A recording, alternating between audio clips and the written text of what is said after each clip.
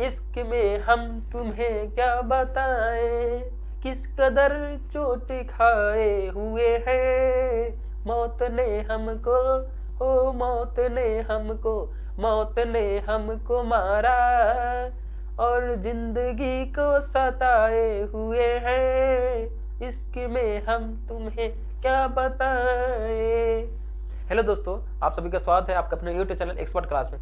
दोस्तों, आज मैं पार्ट 2 लेकर आया हूं, यानी कि उस क्वेश्चन में आपको 11 क्वेश्चन को सॉल्व किया गया था। 11 से स्टार्ट करके यानी कि 12 से स्टार्ट करेंगे इसमें और पूरा को सॉल्व करेंगे। यानी पार्ट 1 में आपको 11 तक ही क्वेश्चन का सॉल्व मिला हुआ है और आज जो है 11 से लेकर के जितना भी क्वेश्चन है 20 तक ले टोटल आपको इसमें हल मिलेगा। तो दोस्तों, स्किप बिल्कुल भी नहीं कीजिएगा वीडियो को, अन्यथा आपको समझ में नहीं है। तो शुरू से लास्ट तक जरूर हमारे वीडियो में बने रहें। और चलिए आपको बेहतरीन तरीका से आपको हम समझाने की कोशिश करते हैं और कॉपी कलम लेकर बैठ जाइए, तभी आपको समझ में आएगा।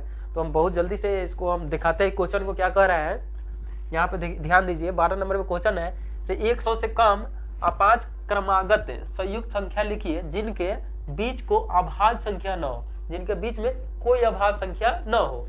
तो 5 क्रमागत संख्या लिखना है, उसका बीच का कोई अभाज्य संख्या नहीं होना चाहिए। तो बच्चों यहाँ ध्यान दीजिए, ये कौन सा संख्या हो सकता है, ये कौन सा संख्या। बच्चों ध्यान दीजिएगा, यहाँ पे 100 से कम 5 क्रमागत यानी संयुक्त यानी लगातार संख्या होना चाहिए। यानी कि 24, एक 25 हो जाएगा, एक 26 हो जाएगा, एक 27 और एक 28 हो जाएगा। बच्चों याद करने वाली चीज है, इसको आप दिमाग में बैठा ही लीजिए। तो 24, 25, 26, 27, 28 ये क्रमागत यानी कि 100 से कम जो है 5 जो है ये है, ठीक है। क्रमागत संयुक्त संख्या लिखना है। संयुक्त का मतलब होता है भाज्य संख्या, ठीक है। जो एक और स्वयं के अलावा किसी और संख्या से कटे उसे कहते हैं संयुक्त संख्या, कोई दिक्कत। और बीच को अभाज्य भी संख्या कहते हैं, तो बीच में जो बचेगा वो सबको अभाज्य संख्या कहते हैं, कोई दिक्कत। चलिए आगे 13 नंबर क्वेश्चन कह रहा है बच्चों, ध्यान दीजिएगा। इसमें कह रहा है किसी संख्या के इकाई स्थान पर 5 है, यदि वह संख्या 150 और 200 के बीच की हो तो वह संयुक्त होगा अथवा अभाज्य।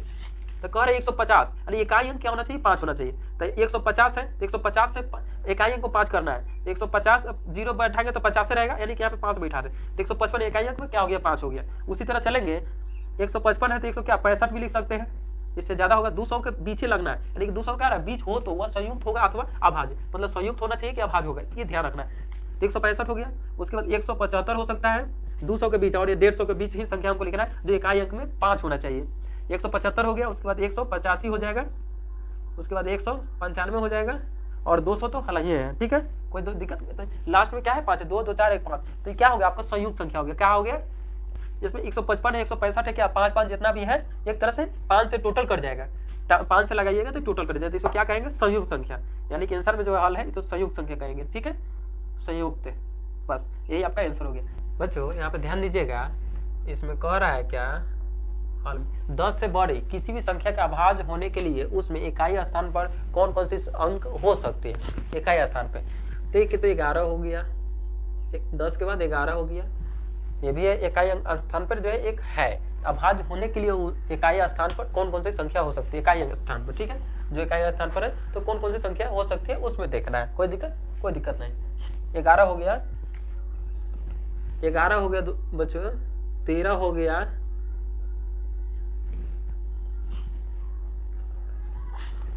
11 हो गया, 13 हो गया, 17 हो गया और 19 हो गया। क्या हो गया, यही आपका संख्या हो गया। तो बच्चों कह रहा है क्या, 10 से बड़े किसी भी संख्या के अभाज्य होने के लिए उसमें इकाई स्थान पर कौन कौन सी अंक हो सकती है। तो इकाई स्थान पे यही ना है, इसके अलावा कोई है।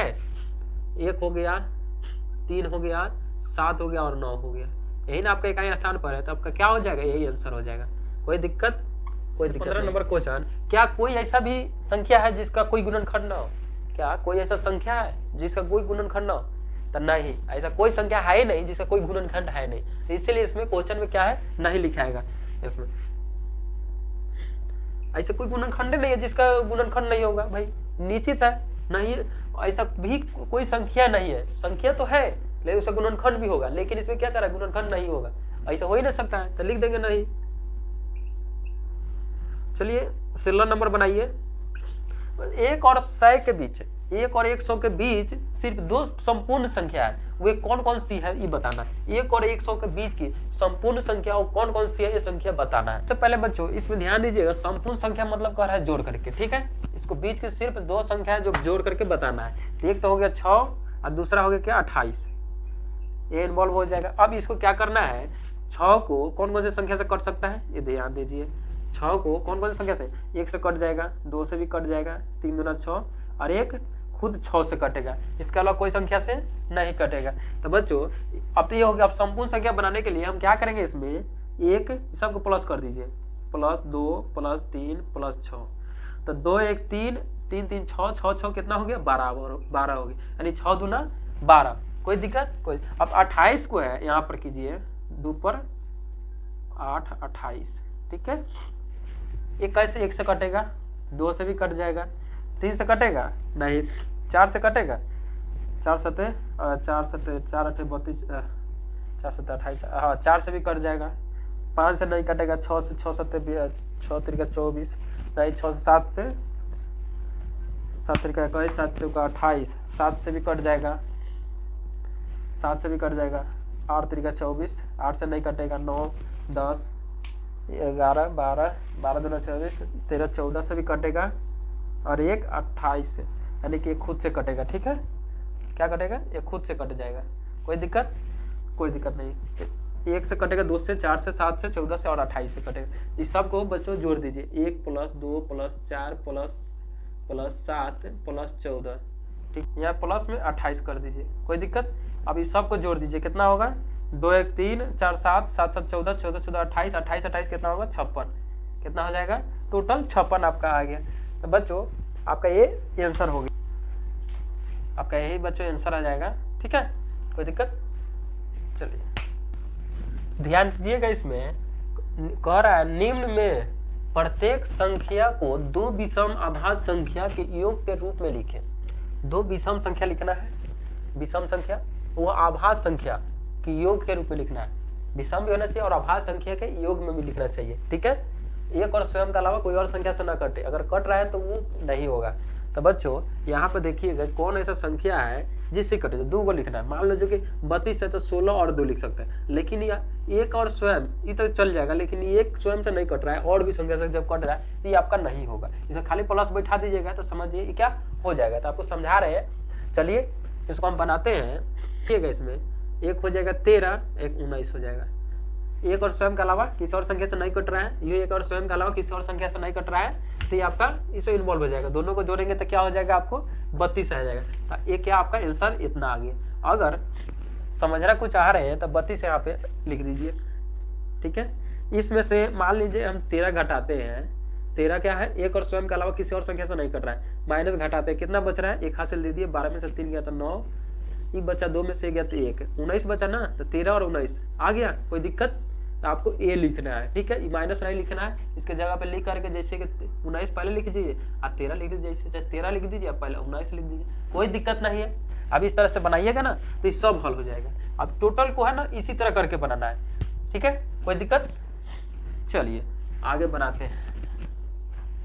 40 है तो 40 को ऐसा कौन ऐसा 40 के अंदर संख्या है, 2 गो संख्या लिखना है जिसमें अभाज्य संख्या हो और जो है कि योग के रूप में लिखना चाहिए। तो देखिए इसमें हम 40 में कितना घटाएंगे, 40 में अगर मानिए हम यहाँ पे अगर 23 घटा दिए तो एक और स्वयं के अलावा 23 और संख्या से कट रहा है, 23 में 23 तो एक है ही, तो माइनस लगा दीजिए। 10 में 7 गया 7, ये बचा 2 बचा, बोले 3 बचा, 3 में से 2 गया तो 1, 17 भी है, एक और ये अपने से अलावा और 23 भी है, तो एक और स्वयं के अलावा किसी और संख्या से नहीं कट रहा है, ठीक है। 1 से कट जाएगा 13, अब देखिए 2 से कटेगा नहीं कटेगा, 3 से भी नहीं कटेगा, 4 से भी नहीं कटेगा, 5 से 6 से 7 से कुछ से नहीं कटेगा, तो क्या होगा, एगो 13 और 17 हो जाएगा, ठीक, मतलब 23 और 17 हो जाएगा, 23 + 17 आपका ये आंसर हो गया बच्चों।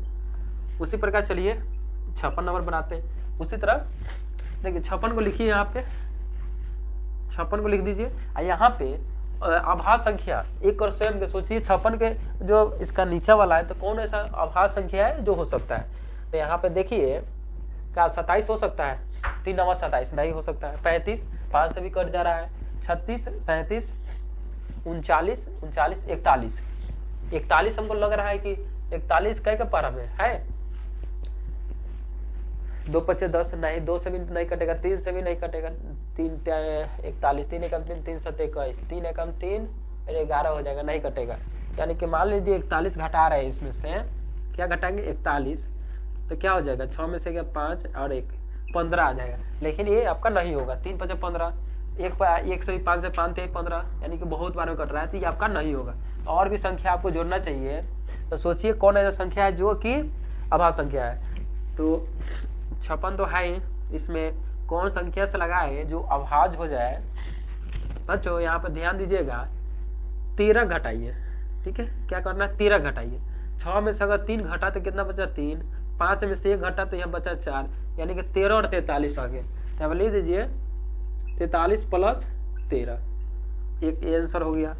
अब 80 को है बनाइए, 80 को बनाइए, 80 को कितना 43 घटा दीजिए, 43 घटाइएगा तो यहाँ से 10 में से 3 गया तो 7, अभी बचा 7, 7 में 4 3 बचा।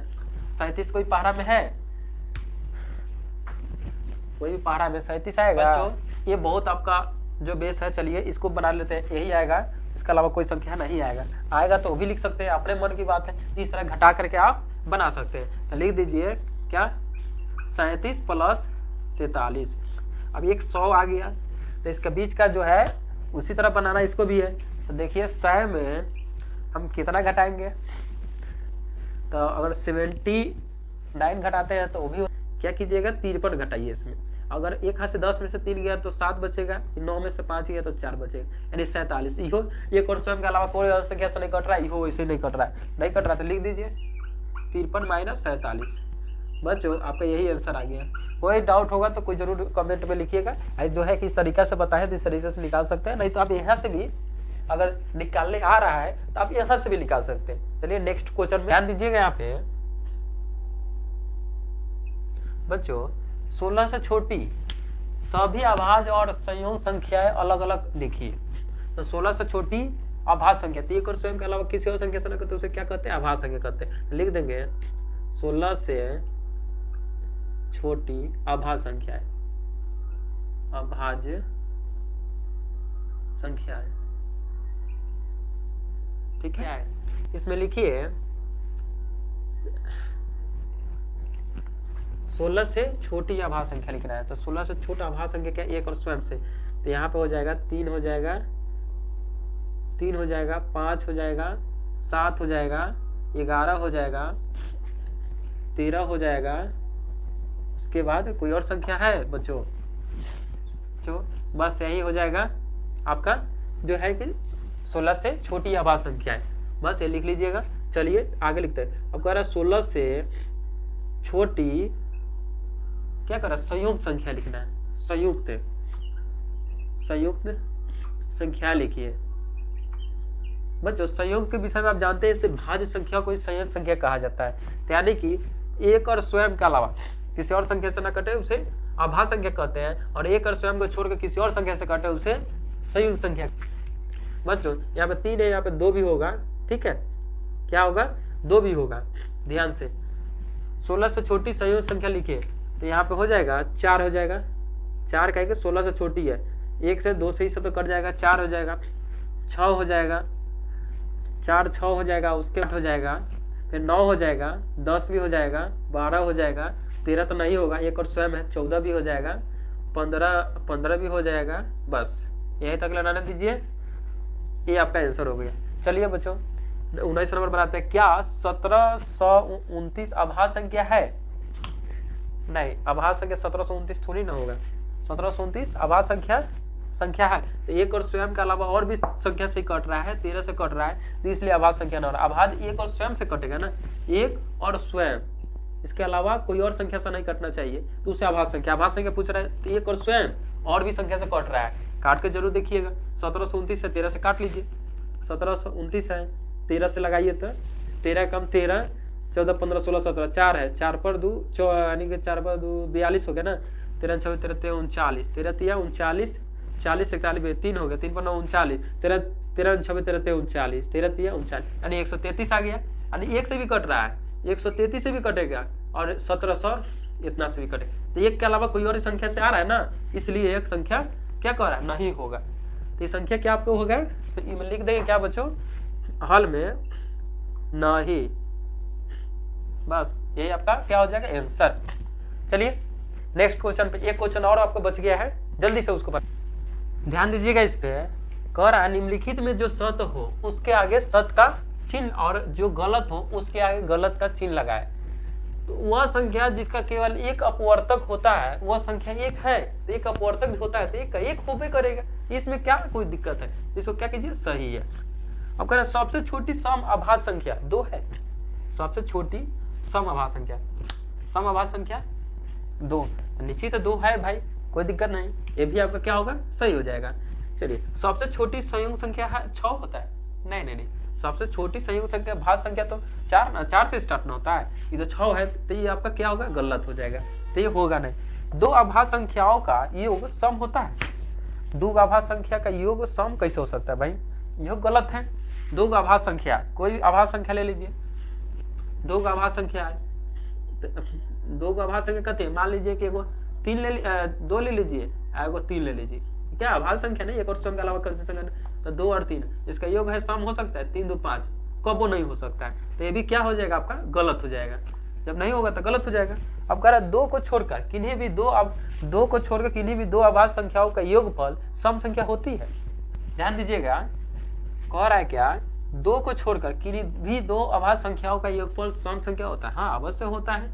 2 को छोड़ करके कोई भी आभास संख्या ले लीजिए, अगर उसका योगफल अगर जोड़ेंगे सम संख्या अवश्य होता है, 2 4 6 8 10 हो सकता है, क्यों नहीं हो सकता है, सभी सम संख्याओं संयुक्त संख्या होता है, सम संख्या संयुक्त संख्या भाज्य संख्या हो ही नहीं सकता है, तो आपका गलत हो गया। अब कह रहे 3 विषम संख्याओं का योगफल विषम संख्या होती है, हाँ होता है, इसमें कोई इन्वॉल्व नहीं होने की चीज है। 2 सम संख्याओं का योगफल सदैव सम संख्या होता है, ये भी होता है। बच्चों अगर किसी प्रकार की आपको दिक्कत आ रही है, परेशानी आ रही है, कोई क्वेश्चन न समझ में आ रहा है, चाहे किसी प्रकार के, देखिए इसको समझना बहुत आसान है, कोई दिक्कत नहीं। अगर इस पार्ट 2 में अगर कोई भी दिक्कत होगा तो जरूर कमेंट में लिखिए, और एक फटाफट लाइक कीजिए और कमेंट कीजिए, अपने दोस्तों को शेयर कर दीजिए और चैनल को सब्सक्राइब भी कर लीजिएगा। फिर मिलते हैं नेक्स्ट वीडियो में, तब तक के लिए जय हिंद जय भारत।